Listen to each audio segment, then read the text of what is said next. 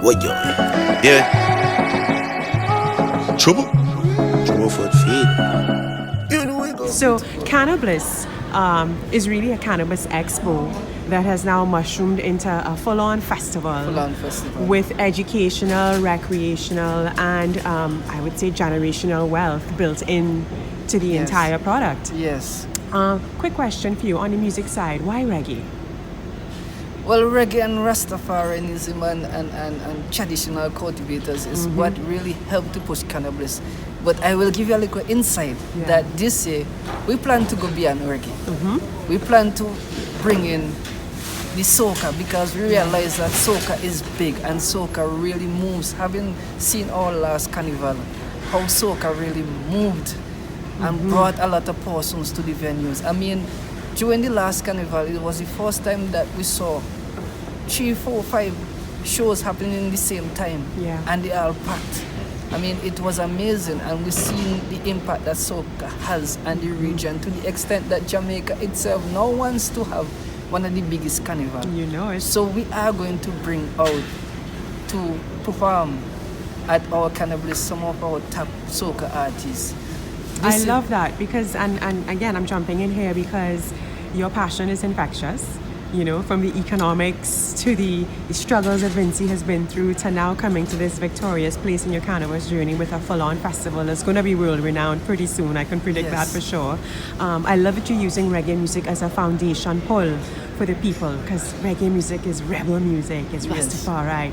But you're now touching on something very important. You're also going to use reggae to bring in the soca culture, to bring in, right, the rest of the Caribbean culture, because you know, with soca, everything comes behind it as well. Just as with reggae, you get the dancehall, you get the hip hop. With soca, you're getting everything with light. You're getting the chutney, the steel pan, you know, the salsa, the merengue. So I can see a beautiful product rolling out for Vinci, and of course, Vinci Mas is very hot right now. So again, cannabis is a connector for culture as well as for economics, and then of course, if we can touch on education, any improvements or plans or impact on your education systems through the cannabis industry? Well, we are working with the Ministry of Education. One of the things that cannabis brought in terms of education is the practicality. You teach a college students about agriculture and science and so forth. But there aren't facilities to take them to, for them to see what is good agriculture practice. What is that? What is good practice? What is good manufacturing practice? What is good handling practice? So it's those cannabis facilities in St Vincent that has brought that reality. I mean, if you were to come to St Vincent and see a cannabis facility, how it's operated, it's not somebody taking a water jug to go water the plants. It's someone pressing a button through fertigation. So you're feeding the plant at the same time. And when they do that, they have to record that every time. And that person who does that has to receive training.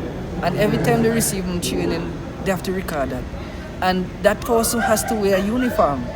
They come into work in their home clothes, and they have to go to a special room. They have their own locker and change out into that uniform, you know.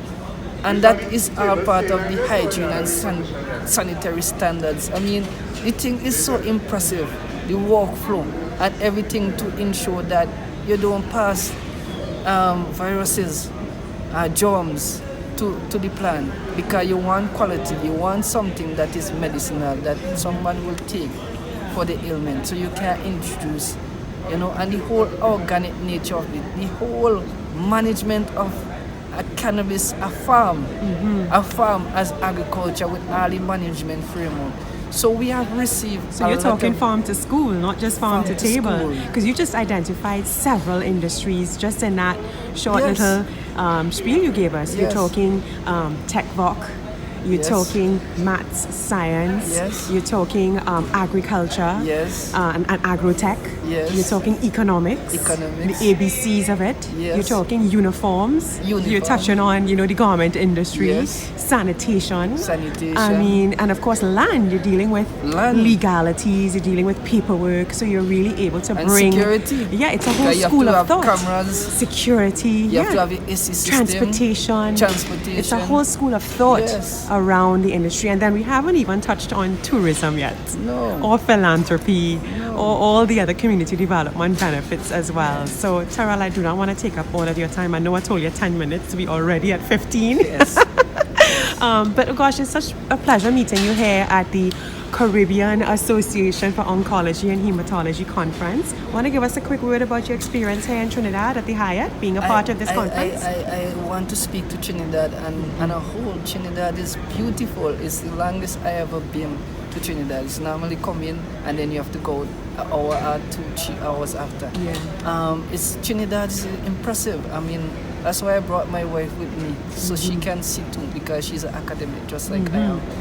I mean, when you see the roads and the infrastructure and the stores and the business culture, we are blown away by how far Trinidad has reached, how far Trinidad has come to this stage in its development stage, and we are very proud of the achievement that our sister island Trinidad has achieved thus far.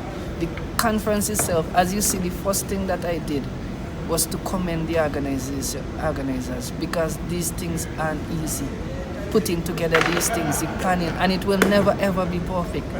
But in my humble opinion, I feel Dr.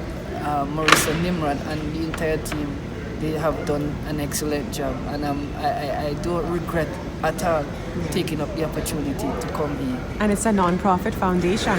Yes. So it's really for the people, by the For the people. people. And you're here to speak on medicinal cannabis Yes. within the industry of finding cures and remedies and Yes. more new age medicine using traditional methods in cannabis. Yes. Correct? Yes. All right. Boom. Thank you. More fire. Thank you so much. Thank you so much. We can